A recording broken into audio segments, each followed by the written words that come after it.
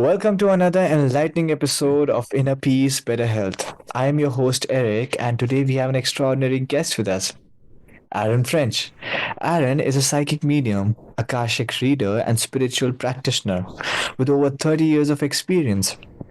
Rooted in Taoist teachings and has a profound understanding of breathwork, plant medicine, and the interconnectedness of all things. His journey of awakening and deep connection with spirit guides and higher angels has led him to a state of non-duality and a mission to encourage a collective awakening. Today we'll explore the fascinating realms of breathwork, Taoism, and plant medicine. So Aaron, it's so amazing to have you. It's our pleasure to have you here, and you're so welcome to the show.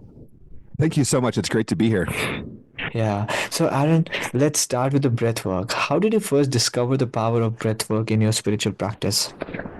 Many years ago, over 20 years ago, I had a teacher of Kashmiri Shaivism, Tantra, and I learned the classical pranayamas.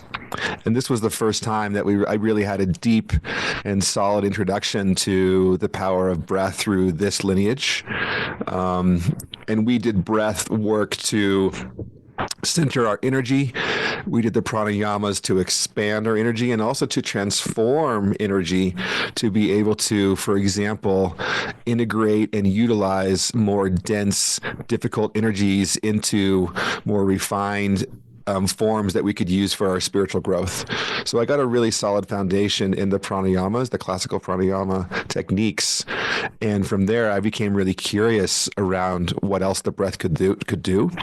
And it's been an ongoing journey since then of exploration and excitement around all the ways that our breath can really impact our mind, our health, our experience as we move through the world. Wow.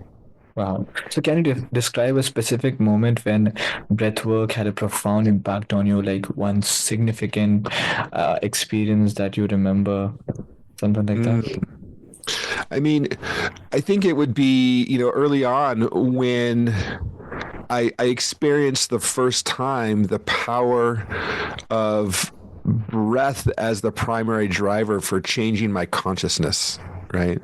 Because, the breath is connected to the body, of course, and connected to our energy. And it's one of the primary ways that we physically in and out, we're breathing in the universe around us. We're breathing in the air and the energy from this realm that we cannot see around us into our bodies and making it part of ourselves, right? This is this powerful, even that alone, right? This is this powerful, powerful idea and this technique, these techniques. So I was doing deep breath work, and it was the first time where within a few minutes I was able to I experienced surprisingly that I had just entered a exalted higher state of consciousness where I could see and feel the air around me as if I was in a bowl of soup all of a sudden. And right, a bowl of soup meaning like the air around me was shimmering with energy that I could feel and even see. and now this is a state of being that I enter more frequently. But at the Yeah. time, the first time I entered that was through doing breath work, where again, everything becomes so tangible, direct, and a part of yourself. We really enter the state of union with everything. And that just clicked and changed my entire perspective of what breathing was. Yeah, wow. It's amazing to see how something as simple as breathing can have such a transformative effect. I can imagine that moment must have been quite powerful for you. I'm so sure of it. Yes, and it's also because it was so simple that it had such an impact, right? I wasn't doing some other amazing technique or deep multi-hour practice to try to be extreme. I was simply breathing in a specific way, you know. So it's Yeah. really the most ordinary, accessible type of activity any of us could do at any time. And yet here I was for the first time in my life seeing how it could transform my entire experience. I was just blown open by that. Yeah, simple is beautiful. I'm a musician, and I remember when I was in school, I used to just sought after playing difficult things, the most difficult pieces that I can play, and I used to be like, I will be only called a good guitarist when I'll be able to play difficult. However, Mhm. later when I came out of school and I stepped into college, I actually started doing shows outside. Then I realized simple is so beautiful, and I think I I, completely resonate with. I mean, we are so busy with the complexities of life that we forget the beauty in the simple things that we get the privilege to experience of. I love that so much, and that also applies to like meditations. In some paths, there's certainly in the yogic paths, in the Vedic path that I studied, the complexities of the meditations and forms are, it feels infinite, right? There's many, many, many, many techniques, many, many, many forms. Later, I studied the Taoist teachings with a teacher for many years. And in this path that I studied, the beginning meditation is also the advanced meditation. The beginning instructions are extremely simple for meditation, and they're also the same ones you do all the way through. They're the same ones I'm doing now, a quarter century later. And so I do love that simplicity. There's a beauty to the complexity of the traditions that Yeah. have all the different forms, but there's also a deep grounded peace in the simplicity that one small simple practice can actually take you all the way wherever all the way is. Yeah. You are so right. So breathwork is often linked to various spiritual traditions. How does it Yes. integrate with Taoist practices? Yeah, in Taoism, there's a really deep and long history of breath that I know back in the dawn of the practice of Taoism, so we're talking perhaps 5,000 years ago or beyond, was very integrated and fused with the Vedic traditions from back at that time as well.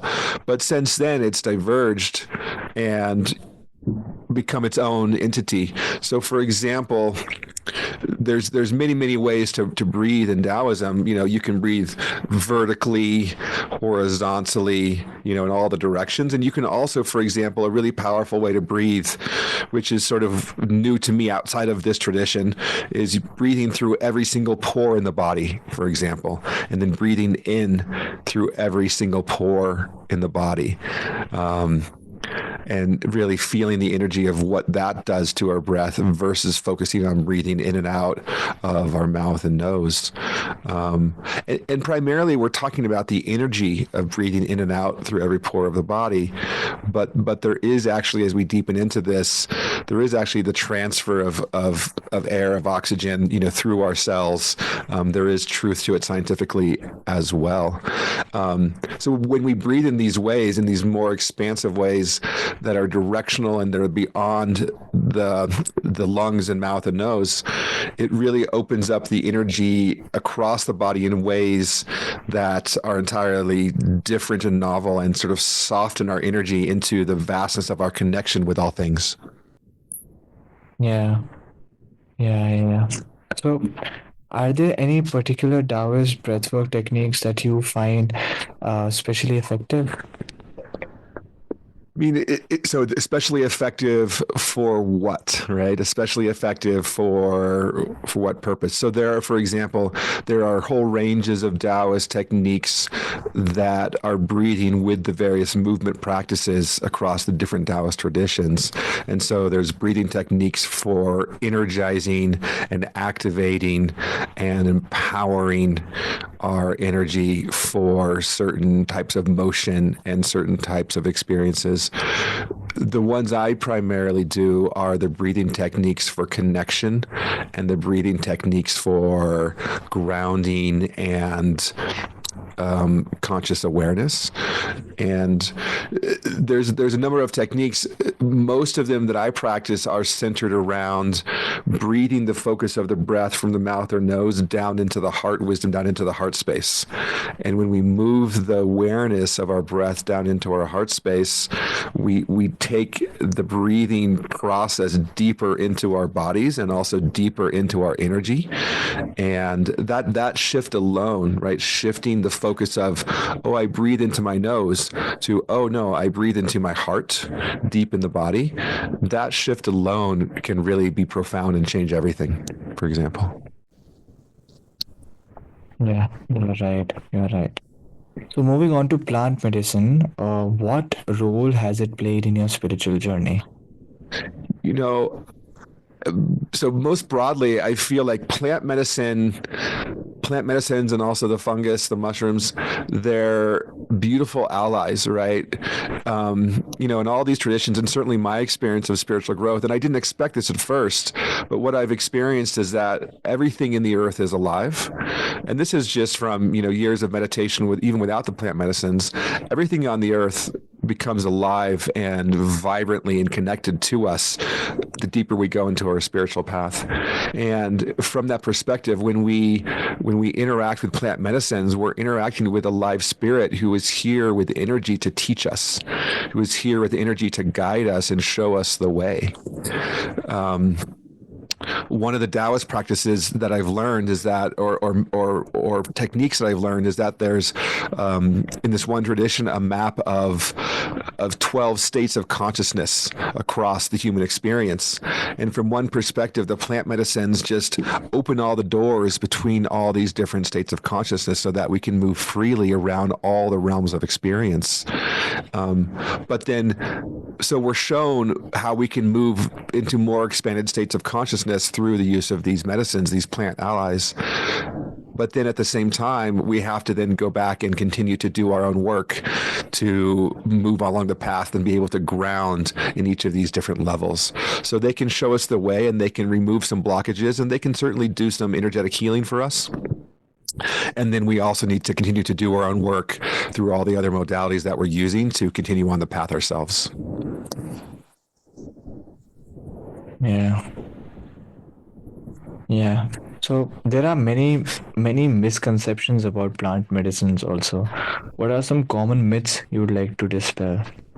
Yeah, I think, one of the main ones that I think is becoming less and less common, but there's still this overlay that if you're doing plant medicines, it's kind of like a wild party, or, is plant medicines in the same category as alcohol, getting drunk, or is plant medicines just sort of an escape from reality?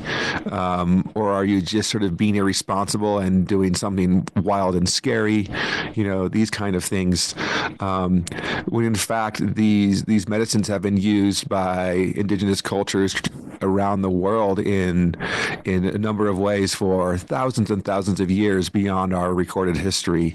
And there's very specific and deep ways in which we use these medicines in context of the cultures and the rituals that they emerged in.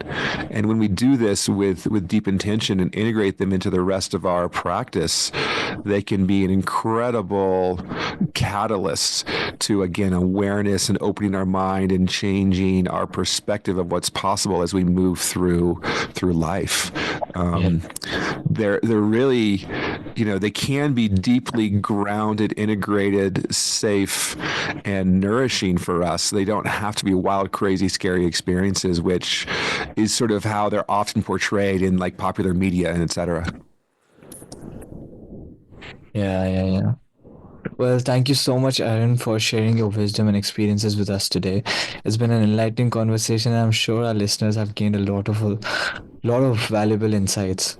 For those of you who are tuning in, remember that these practices are accessible to everyone and can lead to profound personal growth and inner peace. If you enjoyed this episode, don't forget to subscribe, leave a review, and share it with your friends. Let's continue with this journey together towards better health and inner peace. Until next time, stay connected, stay inspired, and keep exploring the paths that lead you to your best self.